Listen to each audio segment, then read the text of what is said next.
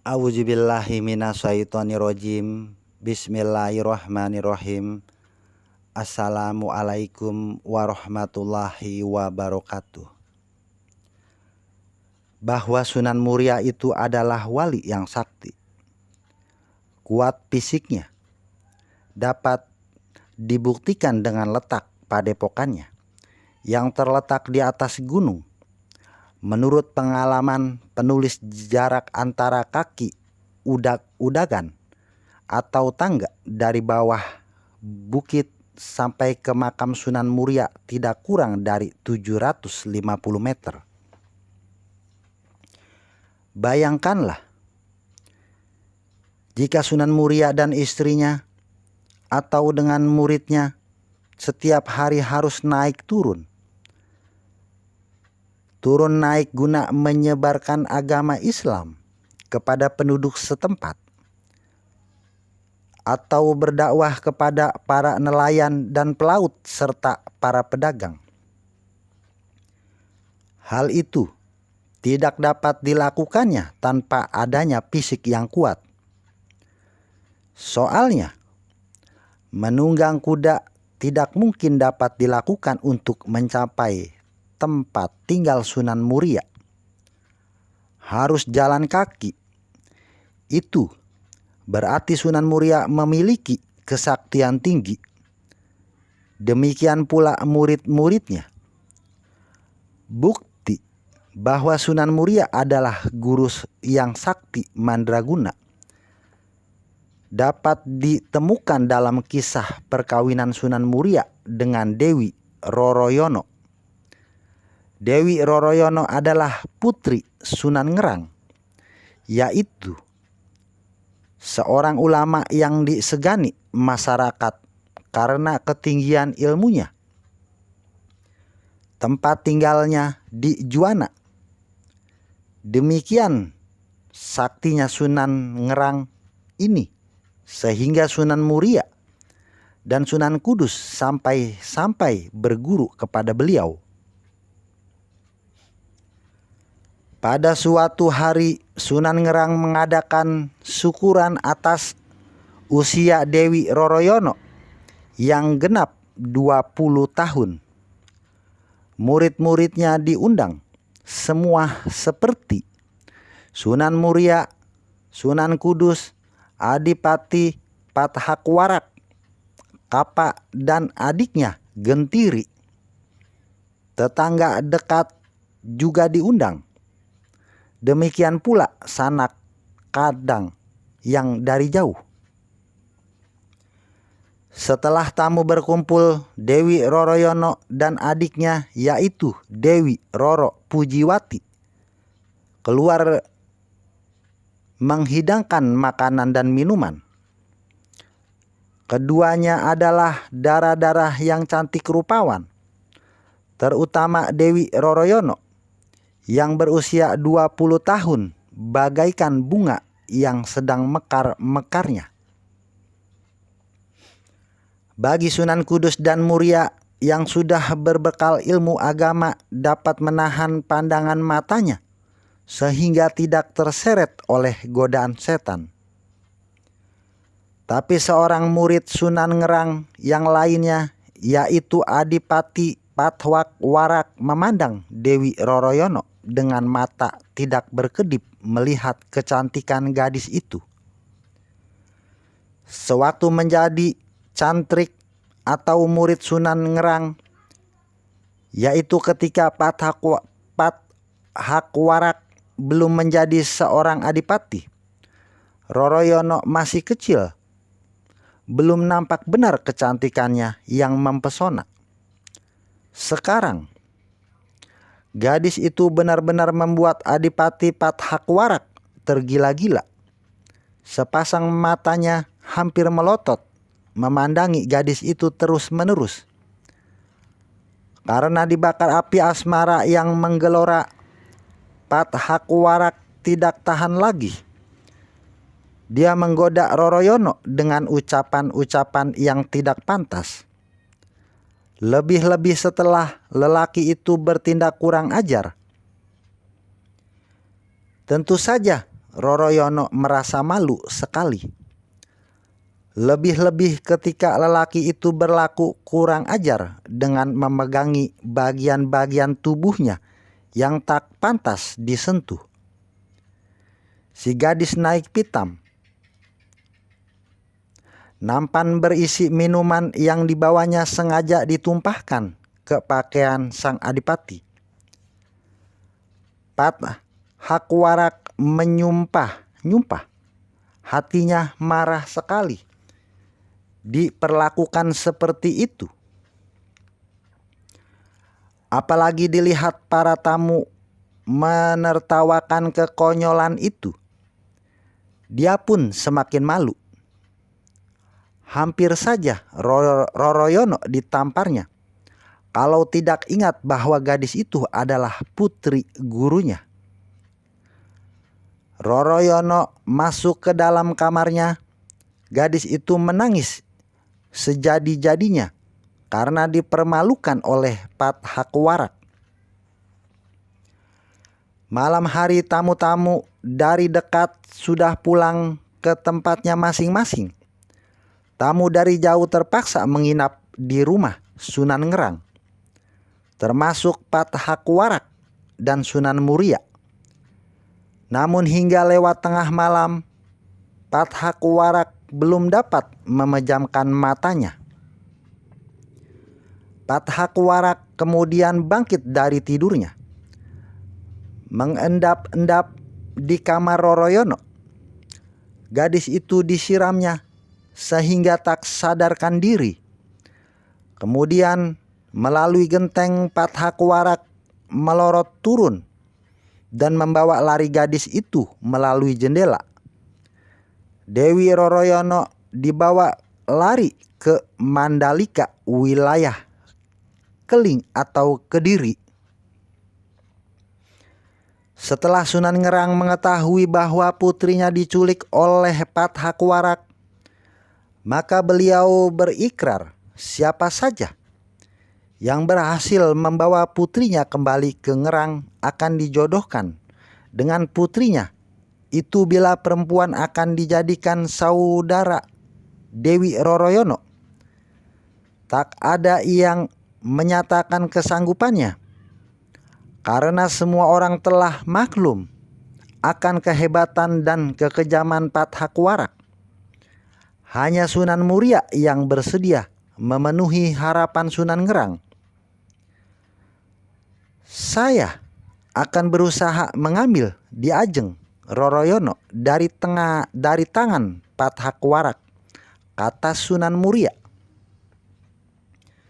Tetapi di tengah perjalanan Sunan Muria bertemu dengan Kapa dan Gentiri, adik perguruan yang lebih dahulu pulang sebelum acara syukuran berakhir. Kedua orang itu merasa heran melihat Sunan Muria berlari cepat menuju arah daerah Keling. "Mengapa Kakang tampak tergesa-gesa?" tanya Kapa. Sunan Muria lalu menceritakan penculikan Dewi Roroyono yang dilakukan oleh Pat Hakwarak.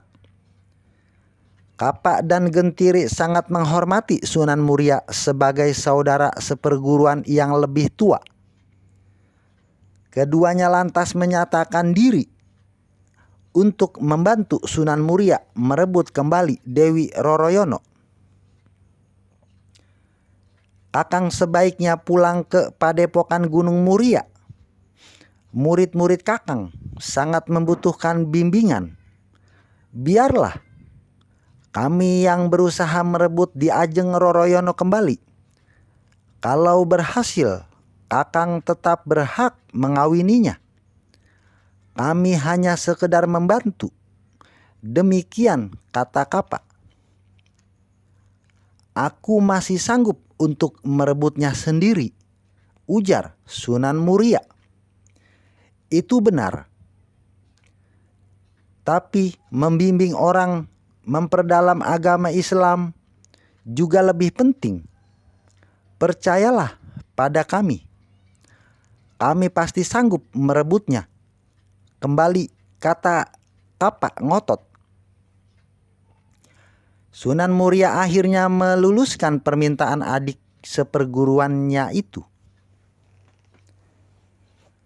Rasanya tidak enak menolak seseorang yang hendak berbuat baik. Lagi pula ia harus menengok para santrinya di padepokan Gunung Muria untuk merebut Dewi Roroyono dari tangan Pathakuwarak.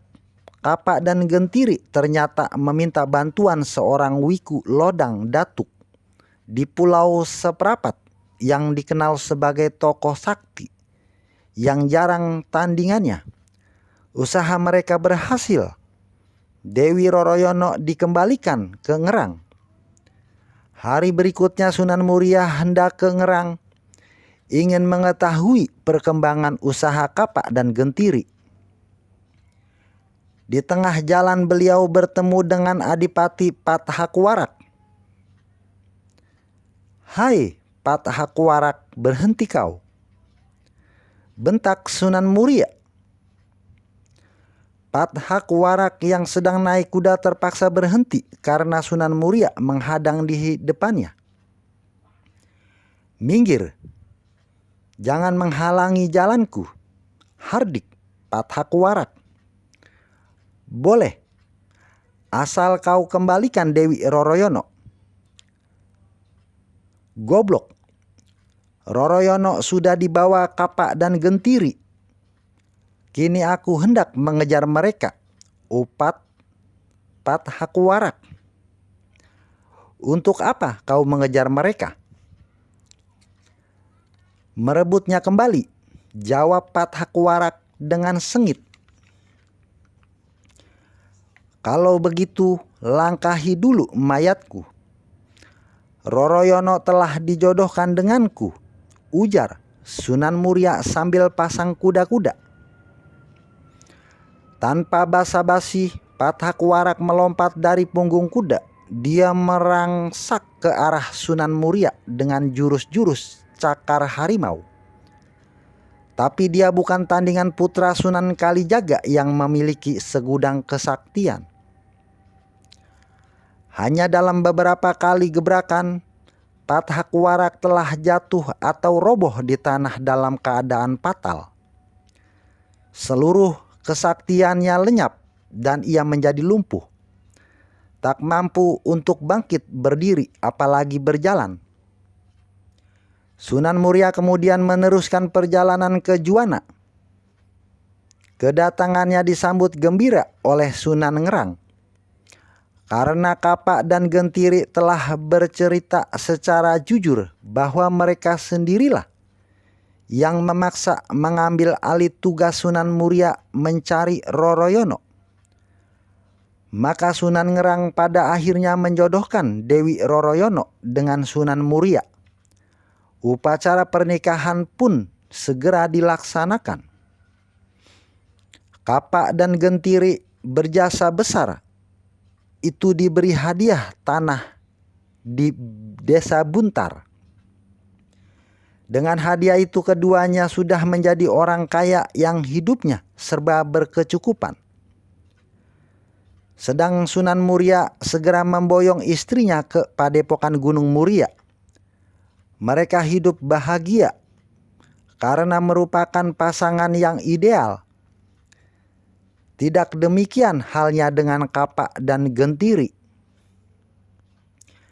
Sewaktu membawa Dewi Roroyono dari Keling ke Ngerang, agaknya mereka terlanjur terpesona oleh kecantikan wanita jelita itu. Siang malam mereka tak dapat tidur. Wajah wanita itu senantiasa terbayang. Namun karena wanita itu sudah diperistri kakak seperguruannya, mereka tak dapat berbuat apa-apa lagi. Hanya penyesalan yang menghujam di dada. Mengapa dulu mereka buru-buru menawarkan jasa baiknya? Betapa enaknya Sunan Muria. Tanpa bersusah payah sekarang menikmati enaknya. tanpa bersusah payah sekarang menikmati kebahagiaan bersama gadis yang mereka dambakan. Inilah hikmah ajaran agama agar lelaki diharuskan menahan pandangan matanya dan menjaga kehormatannya atau kemaluan mereka. Andai kata kapak dan gentiri tidak menatap terus-menerus ke arah wajah dan tubuh Dewi Roroyono yang indah itu, pasti mereka tidak akan terpesona dan tidak terjerat oleh iblis yang memasang perangkap pada pandangan mata. Kini kapak dan gentiri benar-benar telah dirasuki iblis. Mereka bertekad hendak merebut Dewi Roroyono dari tangan Sunan Muria. Mereka telah sepakat untuk menjadikan wanita itu sebagai istri bersama secara bergiliran. Sungguh keji rencana mereka. Gentiri berangkat lebih dulu ke Gunung Muria, namun ketika ia hendak melaksanakan niatnya, dipergoki oleh murid-murid Sunan Muria. Terjadilah pertempuran dahsyat, apalagi ketika Sunan Muria keluar menghadapi Gentiri. Suasana menjadi semakin panas. Akhirnya Gentiri tewas menemui ajalnya di puncak Gunung Muria.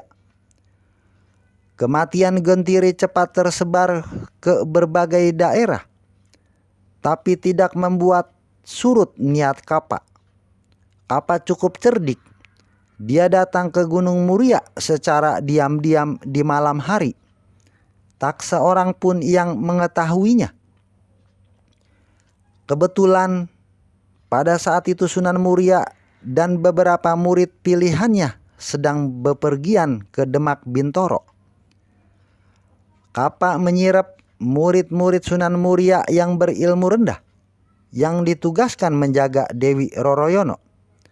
Kemudian dengan mudahnya Kapak menculik dan membawa wanita impiannya itu ke Pulau Seprapat. Pada saat yang sama, sepulangnya dari Demak Bintoro, Sunan Muria bermaksud mengadakan kunjungan kepada Wiku Lodang Datuk di Pulau Seprapat.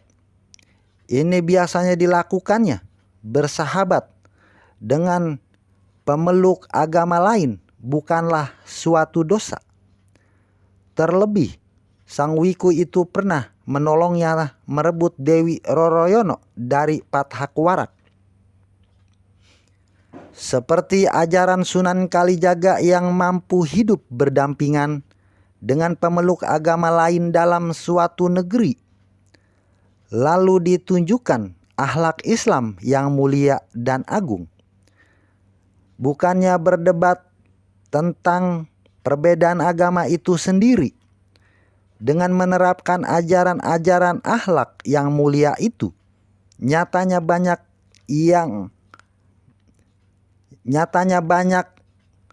pemeluk agama lain yang pada akhirnya tertarik dan masuk Islam secara sukarela.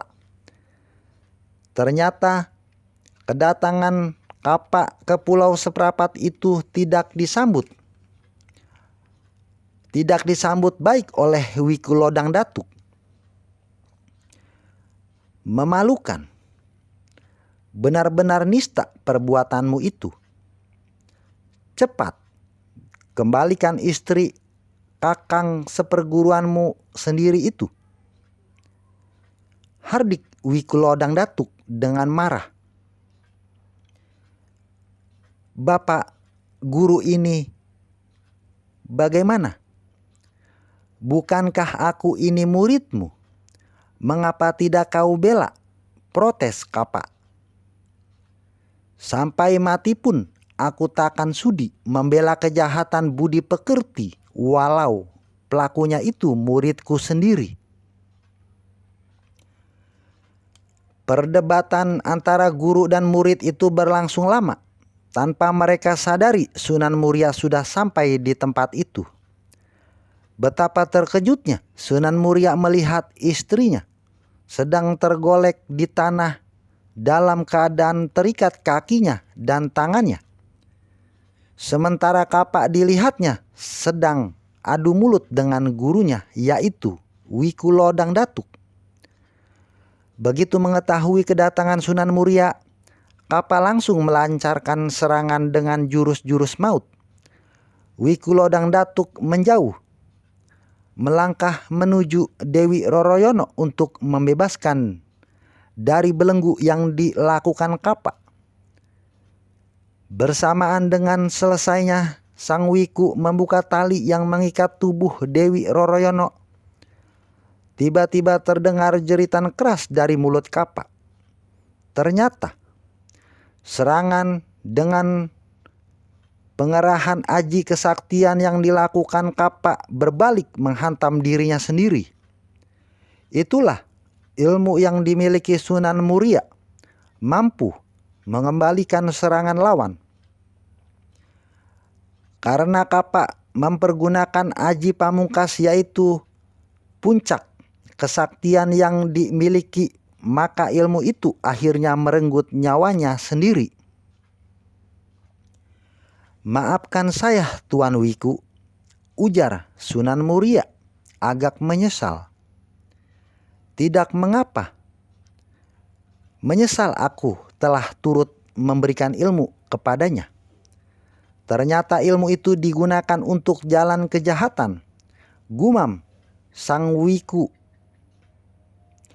Bagaimanapun Kapak adalah muridnya, pantaslah kalau dia menguburkan secara layak. Pada akhirnya Dewi Roroyono dan Sunan Muria kembali ke padepokan dan hidup berbahagia. Wabillahi taufiq wal hidayah. Wassalamualaikum warahmatullahi wabarakatuh.